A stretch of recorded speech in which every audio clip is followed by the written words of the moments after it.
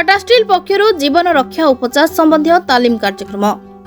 Tata steel पक्षरु जीवन रक्षाकारी उपचार उपर एक तालीम कार्यक्रम स्थानीय कोईडा डिग्री महाविद्यालय ठारे बुधवार आयोजित हो जाइछि।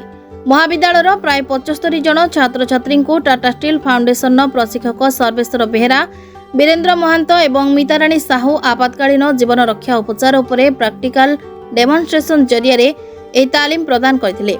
विशेषकर हृदघात आपातकालीन समय रे निश्वास प्रश्वासर स्वाभाविक चलन एवं शरीर उपरे बाह्य प्रभाव द्वारा किपरि जीवन बंचा जाय परिबो ता उपरे एही तालीम प्रदान करा जायथिला। इमरजेंसी रेस्पॉन्स प्रोटोकॉल को छात्र छात्री मानकु प्रांजल भाव में बुझा जाई एहार सठिक समय रे सठिक उपयोग विषय रे अवगत करा जायथिला।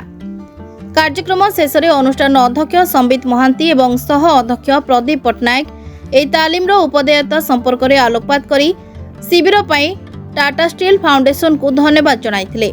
जीवन रक्षाकारी कौशल रे उन्नति आनिबा एवं प्राथमिक चिकित्सा विषय रे समस्त को अवगत करबा एही कार्यक्रम मूल लक्ष्य थिला। DJ awareness for training programme I think मो भावची ये गोटे ट्रेनिंग कम अवेयरनेस प्रोग्राम जो आम समस्ते जानिबा बुझिबा जे बेसिक लाइफ सपोर्ट कौन। सुंदरगढ़ कोईडारू जिला प्रतिनिधि डमू पात्रଙ୍କ रिपोर्ट प्रतीक्षा न्यूज।